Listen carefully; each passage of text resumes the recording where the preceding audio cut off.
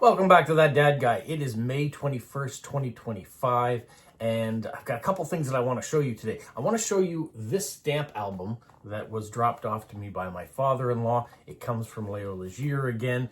He has sent a couple other stamp albums in the past that I was able to feature, so I'm going to show you that one. It's quite interesting to get the perspective on when that came out. Looks like it came out in about 1935, which is the same year my mother was born, so extra special to get that right now. The other thing that I want to show you is this envelope. So this envelope had a birthday card in it for my father. It comes from Debbie in Ohio, but she also included a few stamps and some stickers as well. So I'm going to show you those first, and then we'll go and we'll start talking about that stamp album. If you're finding me for the first time, make sure you like, you subscribe, you leave positive comments, you share with other people, and you put the notification bell on so you don't miss out on anything. Well, let's see what Debbie sent. First, we can look at the envelope because there are some really nice new stamps on there as well that have come out from the United States. We've got the Earth Day stamp there too. And then inside, we have some stamps. We have some Betty Davis stamps, Jack London, Dracula, some Machens, Love stamps, Garfield, nice Garfield Nodie. The stamp didn't even have a cancellation on it. Just kind of nice. The Manatee series, so one of those. Looks like Pine Cones and Archie Comics. This one's kind of nice. It's got the whole cancellation with the postal truck on there from Cleveland, Ohio. Relatively new one there, the 29th of March of this year. And then another of the Love series. And then on top of that, she sent this sticker sheet from Planner Kate. The business card is attached there as well, so I'll put that information there in case you guys want to go check out www.plannerkate.com and see what other goodies that they might have. But there you've got some beavers and some moose, some maple syrup, and July 1st, Canada Day. So yes, a bunch of things that people associate with Canada, and some great stickers. So thank you so much, Debbie. Or stickers, stamps. Thank you, Debbie. That brings us to Captain Tim's Ivory Stamp Club album. And there's Captain Tim with his NBC radio mic there, around the world with postage stamps. So lots of stuff to unpack just on this cover alone. Like, who's Captain Tim? Why do we have a sailing ship? Ivory Stamp Club? What's that all about? Well, we open up the book. We've got the Ivory Stamp Club of the Air with Captain Tim. Remember, Captain Tim's not only tells you thrilling stamp stories, but actually offers you the Ivory Soap wrappers, all the interesting stamps listed on the next two pages. So, Ivory Stamp is associated with Ivory Soap. So this is a marketing tool, which is kind of cool, but it directed to kids. And I want to read some of the things in here because I think there's a lot to it, which is really interesting. So start collecting wrappers now. It's easy to have Ivory Soap wrappers. Mother can use Ivory Soap every day around your home for clothes, dishes, baths, and everything you can think of. You should wash your face and hands with Ivory too, and get your friends to use Ivory and save the wrappers for you. Ivory is the most famous soap in the world. Salespeople in the finest stores recommend it for silks and woolens. Everybody knows Ivory's famous slogan, 9944-100%. That's not much of a slogan. Pure. It floats. You won't have any trouble getting wrappers because Ivory is economical and a real pleasure to use. So there is your sales pitch right there, directed right at children. So once again, this is in the mid-30s when this comes out. How I know that is because right here at the bottom it says stamp offers do not apply after October 1st, 1936. Unless otherwise announced. So I don't know if this book came out in early 1936 or if it came out in 1935. I'm kind of assuming it probably came out in around 1935.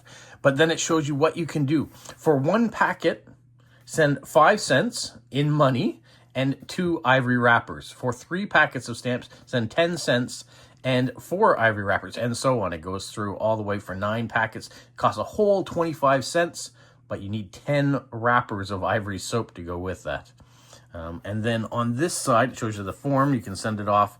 You can print this off, or I mean, not print it off at the time. I guess you would write it out and send it off to Cincinnati, Ohio with the address. It says my name is and what you want to order with your money included.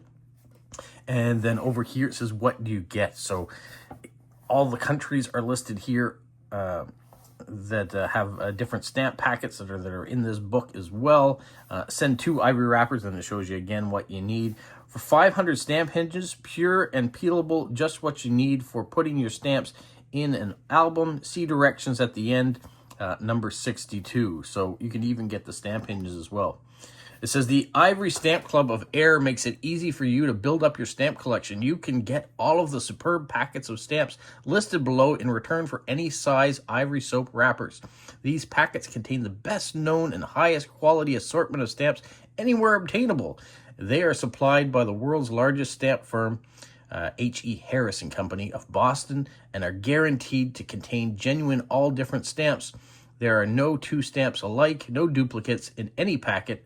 Full information on how to get these stamps is on the preceding page. So let's flip the page. Let's see. Valuable packets. So whether it's Siberia, whether it's Wallis and Futuna, Uruguay, Tunis, Turkey, and there are lots of different ones. Send 2 wrappers plus 10 cents for each of the following, so you can get bigger packets as well that are in there. This is what really found interesting too. The Ivory Stamp Club album for postage stamps of the world. Message from Captain Tim himself. So who is Captain Tim? And what does he want you to do? Dear members, welcome to the Ivory Stamp Club of Mr. of the Air. We're going to have lots of fun together in this stamp club of ours. We'll be traveling together all over the world just by turning the pages of our Ivory album. As you get to know your stamps and learn the stories behind them, I know you'll find stamps collecting the most thrilling pastime in the world. And now, will you do me a favor? Will you show this album to your friends and tell them how they can get their copies? And take it to the school too. Your teacher will be interested, I'm sure. When you explain to her how easy it is to get albums and stamps for everyone in the class, I think she'll really want to start a stamp club right at your school. Remember, all you have to do is be a member of the Ivory Stamp Club is, first, save your Ivory Soap wrappers. Second, keep healthy with Ivory Soap. Ivory, you know, is pure soap. It's wonderful for your skin, and Mother can and probably does use it for 100 different things around the house. For face and hands and bath and dishes and housework and fine clothes. Make your home an Ivory home. It will help you make your home a healthy home. And remember, nothing will give you greater happiness than to be always your friend, Captain Tim. So Captain Tim is a peddler and a marketer, and he wants to use children to go talk to other children and spread the word on how you can do this, and more importantly, how you can buy more soap and use it for 100 different things. Yeah, that's what happened back then. People watch soap opera commercials. Why? Because soap was the sponsor of these or soap opera shows. Soap was a sponsor for it, and so they did lots of different things. It was amazing how soap was so influential back in the time. Then we get into maybe important stamps that you want to collect, and what there is to know about them. What I really found interesting but entirely dated was the write-ups on the countries. Now, the other albums I showed you didn't have any write-ups. It just had the countries, maybe had a crest, could have had a flag next to it, but there wasn't a little blurb of someone's commentary about a foreign country. This, once again, is written from an American perspective in the mid-30s. So we're going through the depressionary period, and we've had a war, and there are a lot of different things, let's just say, that are going on at the time. So we should probably pick out a couple things just to read to get an idea. Well, let's start here. Argentina. The Argentine Republic, they call it at the time. And the write-up says the South American Republic received its name Land of Silver through a mistake. When hopeful Spanish explorers found natives there carrying silver. The precious metal had been mined not in Argentina, but in Bolivia, which lies far to the west. So that is what they think of Argentine at the time. Okay, Austria, big country, well known in Europe. The dissolution of the great empire of Austria-Hungary, formerly the second largest nation of Europe, was one of the most striking changes wrought by the World War. Crowds cheered in the streets in Vienna when the war was declared, but in the end, when the cost was counted, it was found that 90% of Austria-Hungary's soldiers were killed, wounded, or missing. The empire crumbled, and millions of people who had long been unwilling subjugated to the Austrian rule seized the opportunity to break away. Czechoslovakia, Yugoslavia, and Poland were formed, and the former entirely of Austrian territory. The Hungary became a separate nation. Austria now, and a republic is mere fraction of the former size, and its voice is no longer heard in the Council of Great Nations. So not so much about what Austria is like at the time, but some of its political ramifications of things going by. All right, yeah, there are stamps in here too. These stamps I once showed as and said that they were German. I was corrected and said that they were Austrian. Well, here's some more examples under Austria. We have some Australian stamps in here too. Well, what do they say about Australia? The British colonies of New South Wales, Victoria, Queensland, South Australia, West Australia, and Tasmania united in 1901 to form the Commonwealth of Australia, the fifth continent, land of strange plants and animals, great wools and wheat-producing country. Vast Australia has fewer inhabitants than London. All right, not too bad. Some Bavarian stamps, some Belgian stamps. I know it's kind of far away to see some of these.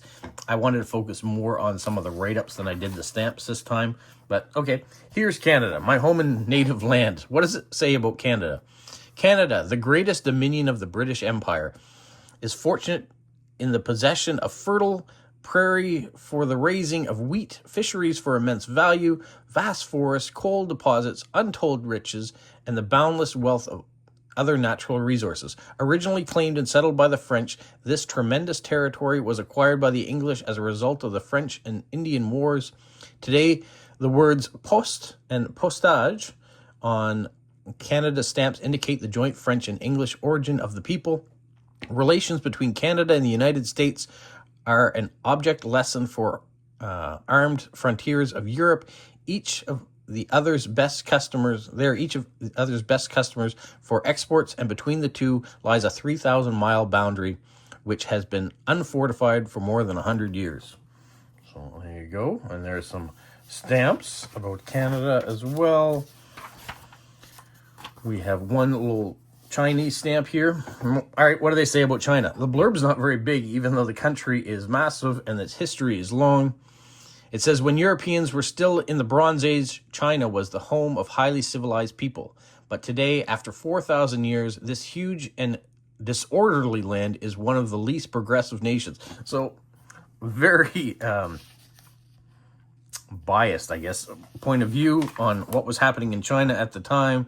Czechoslovakia, there's a little thing there. It's got a couple stamps in it. One Canadian and one U.S. stamp in it. There's some Cuba stamps. All right, what do they think about Cuba in the 1930s? The beautiful, fertile, tropical island of Cuba depends for its prosperity on the price of sugar, its dominant crop for more than 150 years. Tobacco is the second industry, and American winter tourists the third. All right, sure. Colombia, one stamp. Denmark, there's a few stamps there from Denmark.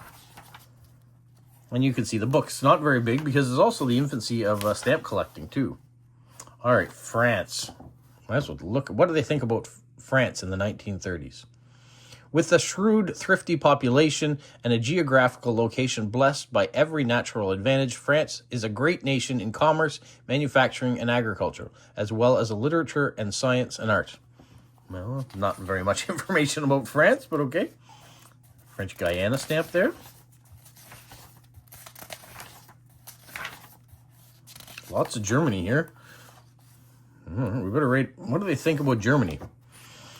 Almost immediately upon its formation in 1871, the German Empire became one of the leading nations of the world. The disastrous War of 1914 to 1918, World War I, resulting in the formation of the Republic, cost German heavily.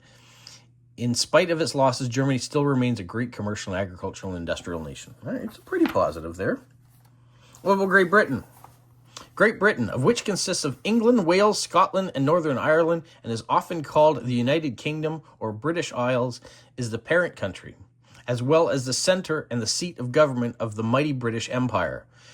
From Great Britain's shores during the past 400 years have ventured those dauntless explorers, soldiers, colonists, and statesmen who have brought under the British control fully 1/4 of the inhabitable land surface of the globe, including 1/4 of the world's population. So really toot, toot, toot in the horn of the British Empire. Stamp of Guatemala there. A couple Hungarian stamps. India, what do they say about India? Bear with us on this one for sure. Land of famine and disease, of dense jungles, primitive villages, and towering cities, of 350 teeming millions of people, such is a sketch of the vast land ruled by the British. Not a very good depiction of a beautiful and large country that's been very, that's had a huge history. The Irish Free State. Japan. And if you guys want to see the stamps a little closer, we can do that at another time. But I just wanted to go through here and kind of show you what was going on. All right, what did the U.S. think of the Mexico at the time? I don't have any Mexican stamps in here, but what does it say? A few countries are more lavishly endowed with natural wealth than the mountainous Republic of Mexico. One of the foremost mineral countries, world's greatest producer of silver, Mexico is also possessions immensely valuable deposits of oil, iron, and gold. It is also a rich through undeveloped and agricultural country. Today, however, under a government which believes in Mexico for Mexicans, the 15 million people look forward to a happier and more prosperous future. Okay. Stamps. There's one of Newfoundland, New Brunswick, and Nova Scotia. Oh, we must have to read about what they think of us at the time. The island of Newfoundland is with the nearby coast of Labrador, which it controls as a dominion of the British Empire. Nova Scotia and New Brunswick, formerly stamp-issuing British colonies, are now states of the Dominion of Canada, or provinces. New Britain, now called Territory of New Guinea, was the temporary name given to German New Guinea in the Dutch East Indies when it was captured by Australian forces during the World War. Okay. Caledonia. There's a stamp there for Peru. So the book doesn't have a lot of stamps in it, but the history and what people thought reunion, I really enjoy seeing the perspective of what was going on there in the 30s. Saint Pierre and Miquelon is a stamp. I like the advertisement that this is and how it was focused and sent off to children to promote. Trinidad, Tunis, Togo. Oh, there's a lot of stamps here for the U.S. We better read what they thought of themselves. Within the boundaries of the United States of America lie vast supplies of coal, petroleum, iron, and virtually every other mineral of importance to civilization. A gigantic plain of wonderfully fertile farmland, of natural resources thrown open to a courageous, pioneering people, resulted in the rapid rise of one of the richest and greatest nations in which the world has yet known. There you go. All right. They thought highly of themselves.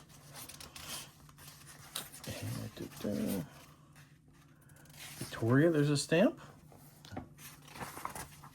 And then how to start stamp collecting. There on the back shows you how hinges are being used, organizing your own ivory stamp club. There's the index of all the different countries that are in there too. For stamp collecting, right to, and the stamp albums that you can get right from H.E. Harris. World's largest stamp firm. There you got a picture of head office. And then some more information. And then the gallery of famous collectors. I thought this was interesting too. To introduce you, it kind of gives you a little bit, Franklin Delano Roosevelt, the 32nd president of the United States, and his importance to stamp collecting, huge stamp collector. George V, the monarch. Ellis Parker Butler, Herbert Clark Hoover, Harold Ickes, Roger Babson. Hard to tell what this looks like, water damage or something on this end. See that? Colonel Kimball and Admiral Harris. The King of Hobbies. And it says, in the royal families of the world, there are so many kings, queens, and princes who are stamp collectors that someone long ago called Philately the king of hobbies, the hobby of kings. And then it goes on from there. So there, if you're a stamp collector, you're a part of the hobby of kings. And then Captain Tim, it talks about him. I think I skipped over it at the beginning when I was going through the other stuff. But there is a part here that talks about Captain Tim, and he put out radio shows on a regular basis about stamp collecting that went nationwide in the U.S. So it's all tied together. And then there's some classic Ivory Soap. And Ivory's still around today. So maybe their tie-in with stamps was really good for them. What a great way to learn history, whether it's by collecting stamps and the stamps themselves, whether it's through old albums and getting a perspective that maybe you didn't know or didn't see before, learning from people's mistakes and preconceived ideas about places that maybe they'd never visited before. But let this open our eyes to going forward and being a little bit more self-aware of what other people are going through and enjoy stamp collecting. So thank you to Leo who sent this on to me. I really appreciate it, and I'm glad I was able to share it with you guys. And that's it for today. But I'm going to put something at the end, which I thought was kind of cute. So I'll add that in at the end too, so you can watch that. All right, you guys, have a magical week. What, Polo? You say like, subscribe, share, and tell all your friends. Who's a good boy? Who's a good boy?